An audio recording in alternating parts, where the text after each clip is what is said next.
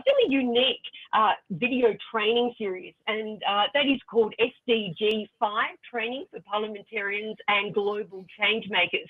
Now, our first speaker is Monica Koretz-Makar, who's Africa lead for Thunderbird Global School of Management at Arizona State University. And she is here to tell us a little bit about this initiative. So, Monica, thanks for joining us, and over to you.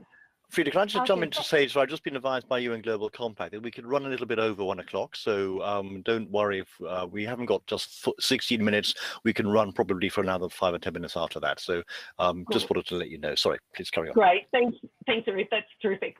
Thanks, Monica. You have the floor. Thanks, Freda, and greetings everybody from Kenya.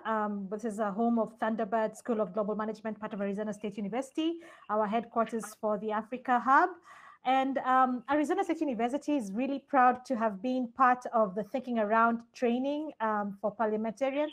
I want to just say I'm speaking here as well on behalf of Amanda Ellis, who couldn't join us because of the different time slots. And so she's done a fantastic job with leading this particular task of SDG5 and the training around what does it mean for women just parliamentarians and the private sector in thinking about SDG5. And so maybe just to comment and say we are at a stage in an interesting part, for right now we have over 1,600 laws that have not been, that are not passed, out of 190 countries out of the 193 UN nations. So there are a lot of laws that are in existence or somewhere hiding, but really in terms of action on SDG5, they are not being enacted.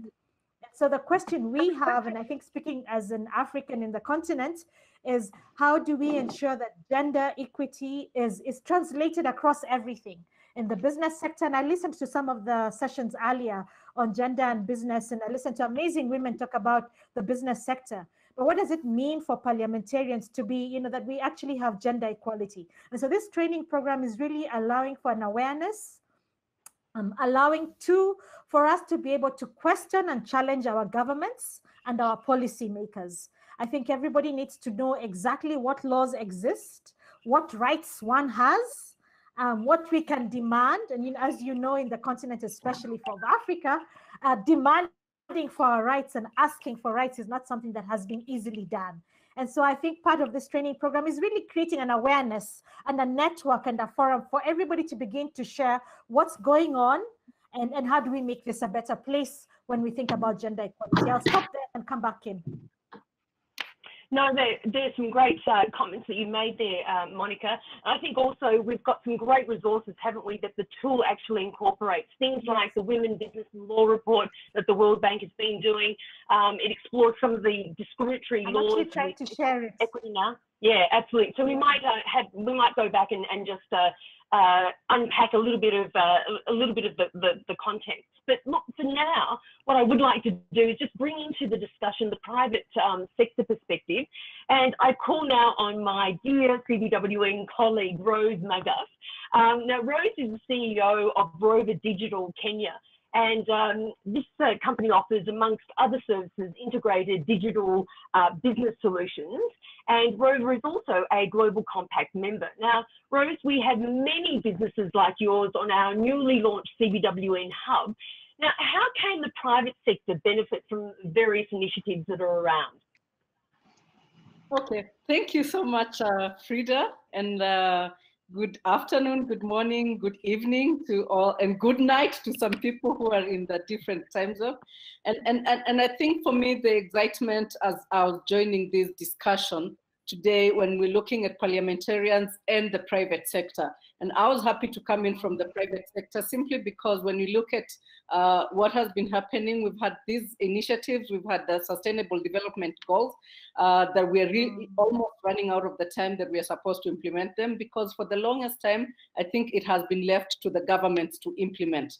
And I think thankfully to the UNGC right now, that we're now pulling in private sector. And for me, I think it's something that took a bit too long because government only has so many finite resources. Even when you look at positions in the government, if you're saying you want to, achieve gender equality, the gender equality even in government, there's only so many positions. Every government has only so many positions that they can give, even if they converted the whole government institution into only having females there, it will not still balance out. So that inclusion of the private sector, because the private sector is infinite. You know, the number of private sector institutions you can have in any jurisdiction is really determined by the number of, you know, people who want to actually start a particular one. And so I think this then tells us as private sector that really I think private sector carries close to 80–90% of the responsibility to ensure that we meet the SDGs, and more so SDG number 5. It's really in the private sector that we need to wake up and realize that, because even when you look at the government budget, it's really that small compared to what the private sector brings onto the table. So, yep. Yeah, some great comments there, Rose, and also the importance, you know, thank you for just reiterating that nothing happens without the close collaboration. It's not for governments to do alone. These SDGs, we are going to see the world we all want to create. We all have to be a part of it. And it not only includes government and private sector, but civil society as well. And I think that's a great pivot into our final panelist for today, Naisha Simbang-Gavin, the Regional Manager for Southern Africa Commonwealth Local Government Forum. Now, Naisha, the Commonwealth Local Government Forum and CBWN have been involved in the development of the Commonwealth SDG5 toolkit, and we are also advocates of the Commonwealth SDG5 tracker. Now, what can you tell us about how political leaders at a national and local level can benefit from some of these sorts of initiatives? Okay, thank you very much, Frida, and good afternoon from South Africa. Yes, so from the Commonwealth Local Government Forum, obviously representing the local government level, we observe underrepresentation of women in the sector. And just to share some statistics, we only have 20% of councillors worldwide are women, and only 5% are mayors. In Africa, 25% of councillors are women. So you see that just representation at the local level is below what is expected, given that, you know, in Africa, for instance, I think women are 60%. But I think what is also important with this statistic is to look at the role of that local level, what it does. And if there is no, you know, if we're not promoting gender equality at that level, what happens? I like the fact that already all panelists have highlighted the point that government only cannot do it alone. We won't be able to achieve the Sustainable Development Goals and even SDG 5 without the participation of everyone, because obviously the reasons why we have underrepresentation of women is because there are so many factors: political, economic, ideological. They are at the individual level, institutional level, at the societal level, which calls for everybody to play a part. Now, from the local government point of view, I'm sure we all know that the local level and the local government or local authorities are the closest sphere or tier of government to communities. So they are basically the link between communities and government. And they play a role in terms of enabling gender equality, enabling women to participate economically, politically, and socially. And more so, if you look at processes like local development planning, I'm not sure whether private sector knows that, but in this part of the world, if private sector wants to invest in corporate social responsibility initiatives, they go and pick up a local development plan by a local authority. So gender equality becomes a very important process at the local level, because that's where local development plans are done. So we can have national development plans, but for things to actually happen, they happen right at the local level. So the local sphere is very important in ensuring that gender equality happens. Not only that, the local level, I mean, be it business, local governments, there's a lot of expenditure that happens. So if people don't realize that there are women-owned businesses, enterprises, we will lose out. So there's an opportunity there at the local level and through the local government especially to structure the support of women through their budgets, and also directing private sector to women enterprises, linking them to markets, access to finance.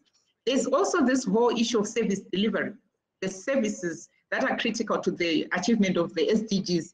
Most of them, be it sanitation, water, electricity, schools, they are delivered at the local level. So it's very important for local governments to be gender responsive and actually to push or to take into account the needs and priorities of women, because they play a very significant role, especially through services.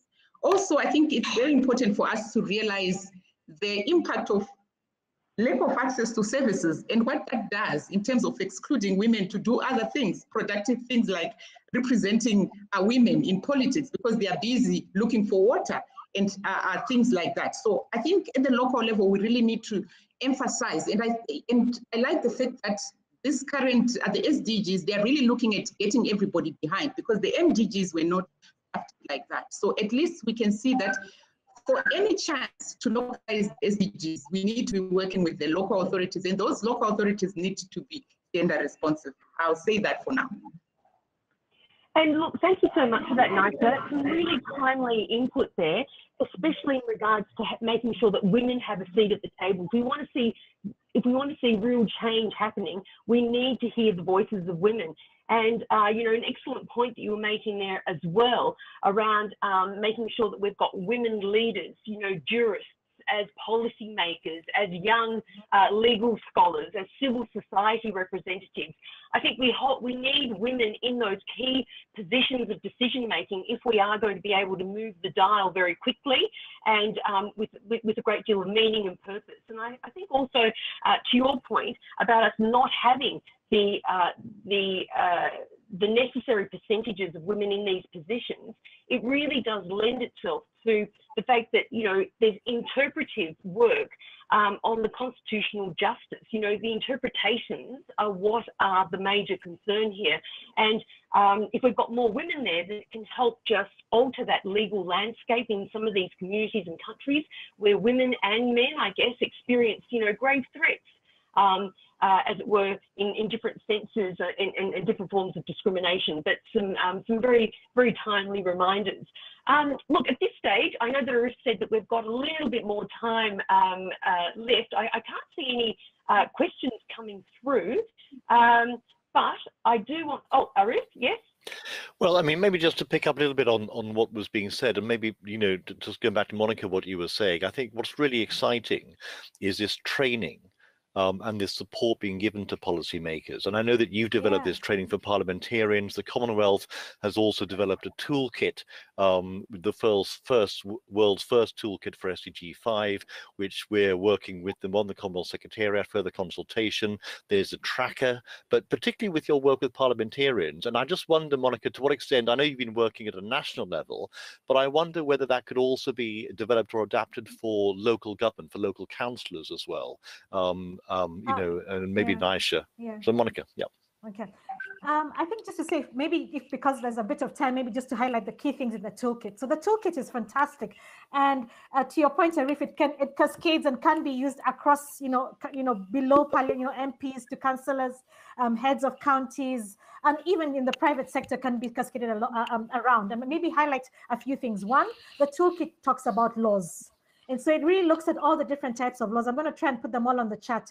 You can review your country's progress on the different laws. You can look at what's going on discriminatory laws. You can look at the Universal Periodic Review laws and see where you are at as a country. So laws. The second thing the toolkit does is leadership. And, my colleagues have already speaking in the panel talked about leadership. I always speak about women being in boards, and I sit on, a number of boards and have sat on a number for long. And I remember when I was a young woman in a board and the challenges and the male stereotypes around being a woman in a board. It's been 10 years, of being chairing committees. And so that has changed, but important that we can think about what is the role of women in leadership and where is your country in leadership. So the toolkit begins to give you, questions to explore around reviewing your country director leadership. How many women are directors in your country? Where are they directors in? What particular sectors? It begins to advocate for gender sensitivity around all areas of leadership. The toolkit also highlights women, peace, and security.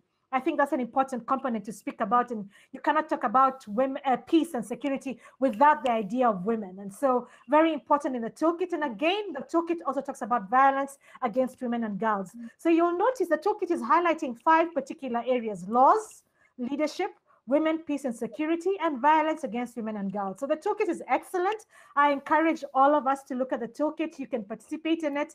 I'm not sure, but I think there's a link there for you to be able to look at the toolkit under globalfuturesasu.edu that I've put the toolkit. Get in and get involved, begin to ask questions, and we are encouraging every country in the world and every woman out there to ask the hard questions to the institutions they are in. And Rose said it very clearly. It's not about government. And Nyasha also said it's not about business. It's every woman, wherever they are, every team they sit in, every sector in society. Let's ask the questions. Are we on the table? And if not, why? And we are not asking, we are taking charge.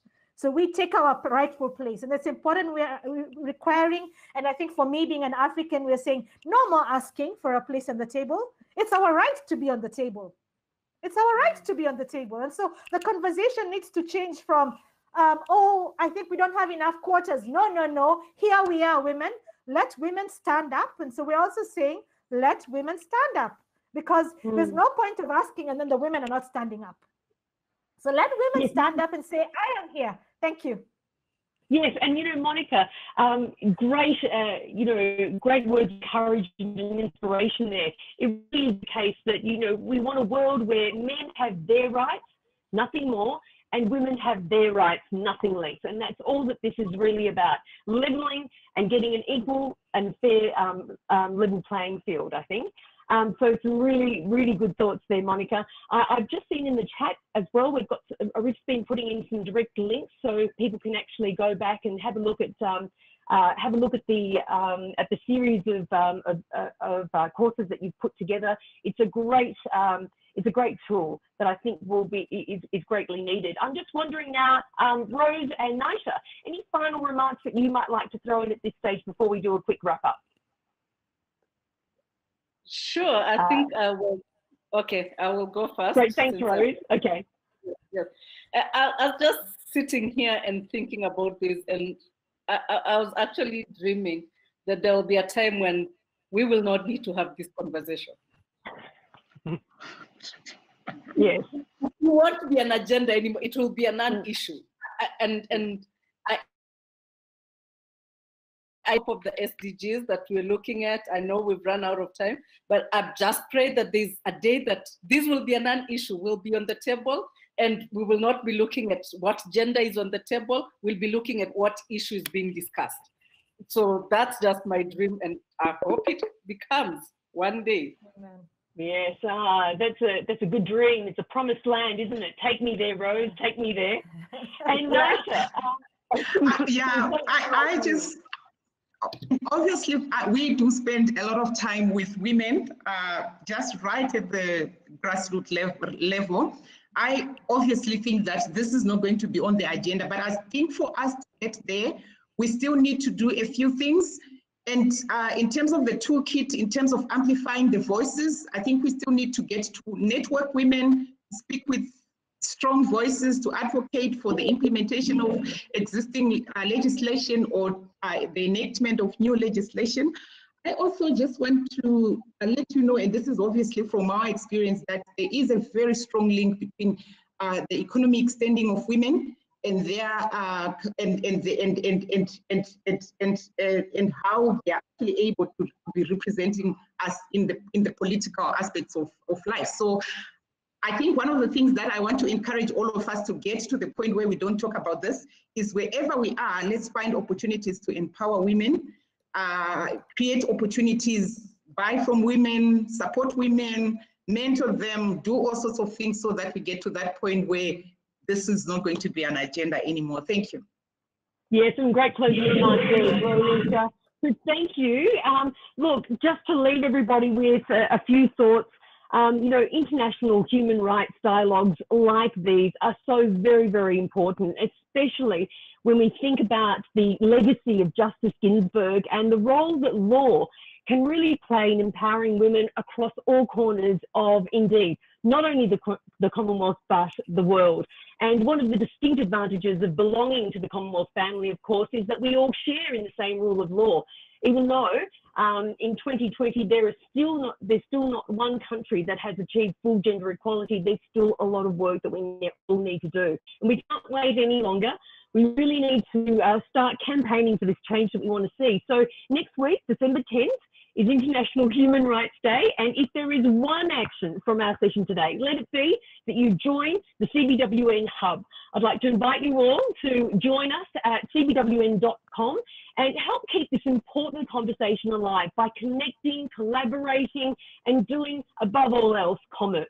In closing, I'd like to thank the Global Compact for bringing us all together in making global goals local business Africa. Our panelists, Monica, Rose, and Nisha, and thank you for your insights to each of you, and thank you for being part of today's conversation. I'll hand back to our colleagues at the UN Global Compact, and thank you all again for being part of today's session. Thank you. Thank you.